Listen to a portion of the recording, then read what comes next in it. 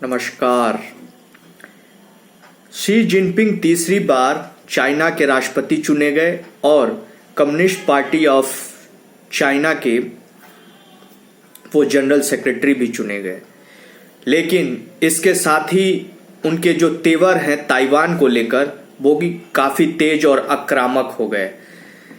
China और Taiwan का जो विवाद है वो बहुत ही पुराना है, जहां ताइवान खुद को एक स्वतंत्र और संप्रभुता वाला राष्ट्र मानता है, वहीं दूसरी तरफ चाइना ताइवान को अपना एक अभिन्न अंग मानता है और किसी कीमत पर ताइवान को अपने साथ मिलाना चाहता है।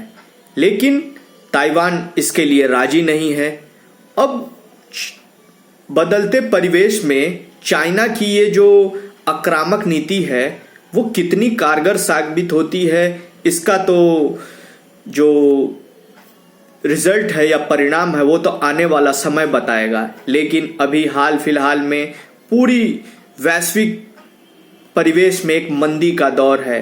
कोरोना काल से पूरा विश्व पीड़ित रहा, जिसमें से सप्लाई चेन डिस्टर्ब हुई और काफ़ी चीज़ें अस्त व्यस्त हुई। लेकिन हमें देखने को ये मिल रहा है कि जितने भी राष्ट्र हैं जो इकोनॉमिकली रूप से पावरफुल हैं या उनके पास लेटेस्ट वेपन या टेक्नोलॉजी है, वो एक आक्रामक नीति को अपना रहे हैं, वो एक एक्सपेंशनिस्ट पॉलिसी को अपना रहे हैं, जहां वो आक्रामक तरीके से दूसरे राष्ट्रों को अपने अंदर मिलाना चाहते हैं। वो पुराने जो एक ढांचा था उसके अंदर काम कर रहे हैं। लेकिन अब मल्टीपोलर ऑर्डर में ऐसा संभव नहीं है।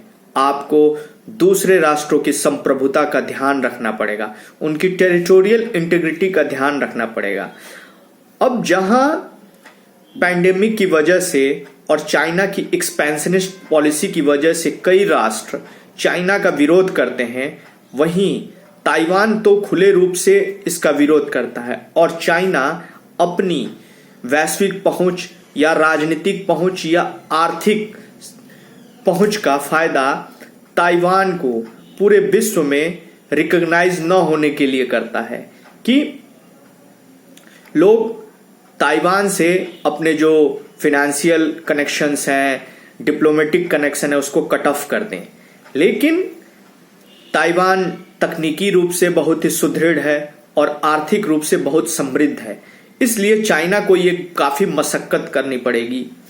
लेकिन ये विवाद हाल फिलहाल तब गर्मा गया ज़्यादा जब यूनाइटेड नेशन की जो फॉरेन सेक्रेटरी थी पेलोस्की जी, वो ताइवान का उनका विजिट हुआ और तभी इस विजिट से नाराज होकर चाइना ने एक आक्रामक नीति को अपना दिया। उसने बहुत से अपने मिसाइलें या मॉनिटरिंग जो एयरक्राफ्ट हैं वो ताइवान के ऊपर उसने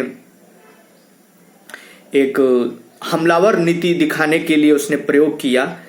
लेकिन अब ये है कि सारे राष्ट्र, चाहे वो ऑस्ट्रेलिया हो, भारत हो या जापान हो, सब लोगों ने एक मीटिंग की कि जो पैंडेमिक के टाइम सप्लाई चेन डिस्टर्ब हुई है उसको कैसे सुधारा जाए, कैसे हम जो अपनी डिपेंडेंसी है वो चाइना की तरफ से हम हटा लें और एक नए ग्लोबल सप्लाई चेन का हम गठन करें, जिससे हमारी जो डिपेंडेंसी है वो चाइना से खत्म हो जाए। और हाल में ही चाइना और यूएस का ट्रेड वार बहुत ही चरम सीमा पर है। इसको ध्यान में रखते हुए एक न्यू सप्लाई चेन की जरूरत है, अदरवाइज जो इसका इम्पैक्ट होगा वो मेजर जो और भी ग्लोबल इकोनॉमीज हैं या इमर्जिंग इकोनॉमीज हैं उन पे पड़ेगा। अब इसको ध्यान में रखते हुए और चाइना की एग्रेसिव पॉलिसी को ध्यान में रखते हुए ताइवान ने एक साउथ बाउंड पॉलिसी बनाई। उसका उद्देश्य ये था कि ताइवान अपनी तकनीकी और आर्थिक संपन्नता का उपयोग या सहायता एशिया को दे और एशिया ताइवान के लिए एक मार्केट के रूप में काम करे और ताइवान एशिया की हेल्प करे और एशिया ताइवान के लिए हेल्प करे। अब एशिया में भारत एक बहुत ही उभरती हुई अर्थव्यवस्था है, चाहे वो आर्थिक दृष्टिकोण से ले लें या सैन्य दृष्टिकोण से ले लें। भारत एक बहुत ही अपनी पहुंच या अपनी उपस्थिति बहुत ही अलग तरीकों से दर्ज करता है। और भारत ने अपनी विदेशी नीति को सुधारने के लिए 2 नीतियां रखी हैं, एक तो look east policy and act policy. अब इन दोनों नीतियों का क्रियान्वयन उसे ताइवान के साथ अपने जो व्यापारिक संबंध हैं उसको और बढ़ाने के लिए करना पड़ेगा, क्योंकि ताइवान के पास तकनीक है और आर्थिक संपन्नता, और भारत के पास है एक बहुत बड़ा मार्केट, उभरती हुई अर्थव्यवस्था और एक डेमोग्राफिक डिविडेंड है। हमारे पास एक लेबर फोर्स है, हमारे पास कुशल लोग हैं। अब ये दोनों चीज एक दूसरे के लिए कितनी कॉम्प्लीमेंट्री होती हैं, इसके लिए हमें नीतियों का निर्धारण इस प्रकार से करना होगा कि हम चाइना के इन्फ्लुएंस को कम कर दें और जो ताइवान की साउथ बाउंड पॉलिसी है उसको हम सार्थक रूप दे दें। क्योंकि 2021 में ताइवान ने एक कैंपेन लॉन्च किया था जिसका नाम था गिव वॉइस टू ताइवान, यानी वो पूरे विश्व से अपने लिए एक आवाज मांग रहा है। जो भी समृद्ध अर्थव्यवस्था है उनसे ये कह रहा है कि चाइना जो हमारे ऊपर एक एग्रेसिव नीति अपना रहा है उसको रोका जाए। ये यहाँ तक कि अमेरिका ने तो खुले तौर पे कह दिया है कि यदि ताइवान के खिलाफ यदि कोई एग्रेसिव नीति को अपनाता है तो हम खुले युद्ध में उस ताइवान का समर्थन करेंगे। लेकिन हर समय चीजें जो युद्ध से नहीं की जाती हैं, कुछ डिप्लोमेटिक मसले भी होते हैं, कुछ व्यापारिक मसले भी होते हैं, हमें इन सब चीजों का भी ध्यान रखना होगा। अभी पूरा विश्व आर्थिक मंदी से गुजर रहा है। इस बात को ध्यान में रखते हुए अभी पूरा जो भारत और ताइवान के बीच जो व्यापारिक संबंध है उसको किस प्रकार से विकसित किया जाए, किस प्रकार से उसको एक नया मोड़ दिया जाए, उस पर हमें काम करना होगा। ताइवान की जो मेजर मैन्युफैक्चरिंग कंपनीज है, फॉक्सकॉन एंड जो भी अदर मेजर प्रोड्यूसर और मैन्युफैक्चरर हैं, वो भारत के जो मेक इन इंडिया इनिशिएटिव है उससे कोरिलेट कर सकते हैं। स्मार्ट सिटी मिशन जो भारत ने, उसमें वो अपनी टेक्नोलॉजी का भी युक्त, और भारत अपने जो स्किल्ड फोर्स है उसका उपयोग कर सकता है।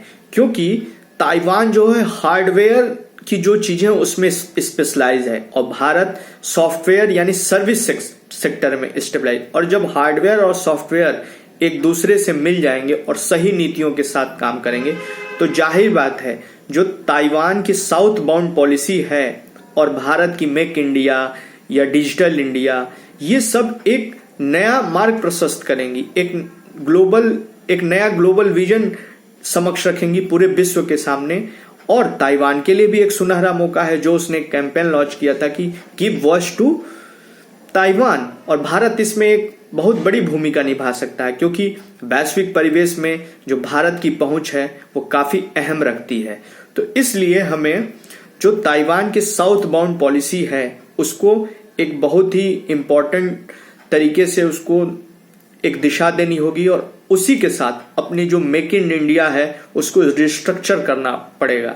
जो यूथ हैं उनको स्किल्ड करना पड़ेगा, जो ऑलरेडी स्किल्ड है वो इमर्जिंग टेक्नोलॉजी के साथ उन्हें रीस्किल्ड करना पड़ेगा। हमें जो डिजिटल एक्सेस है वो मास लोगों तक पहुंचाना पड़ेगा, डिजिटल लिटरेसी को बढ़ाना पड़ेगा और तभी हम और एक नया सप्लाई चेन बनाना पड़ेगा। हमें अपने मैन्युफैक्चरिंग सेक्टर को रोबस्ट करना पड़ेगा, तब हम जो चाइना से हमारा डिपेंडेंस है या ग्लोबल जो एक सप्लाई चेन का डिपेंडेंस चाइना पे है वो हट जाएगा और हम एक नई सप्लाई चेन बनाएंगे जिससे एक रूल बेस्ड ऑर्डर हो, एक रूल बेस्ड सप्लाई चेन है कि in case of either any adversity और कोई भी आपातकालीन स्थिति में हम उस सप्लाई चेन को टूटने न दें, वो डिस्ट्रप्शन का कारण न बने। और कोई भी यदि कोई एग्रेसिव पॉलिसीज अपनाता है तो उसका प्रभाव उस सप्लाई चेन पर नहीं पड़ा। तो इसलिए जो ताइवान की साउथ बाउंड पॉलिसी है और भारत के जो इनिशिएटिव है जिससे भारत आत्मनिर्भर बनना चाहता है, उनका एक कोहेरेंस में होना बहुत जरूरी है, एक तालमेल होना बहुत जरूरी है, एक सामंजस्य होना बहुत जरूरी है। तो और ताइवान के पास तकनीक और हमारे पास एक सशक्त और कुशल कार्यबल है। यदि ये दोनों मिल जाए तो हम जरूर ही एक नया उदाहरण प्रस्तुत कर सकते हैं और जो ताइवान को भी उसका हक मिल जाए और भारत के भी जो उद्देश्य हैं वो भी पूरे हो जाएं। जय हिंद, जय भारत।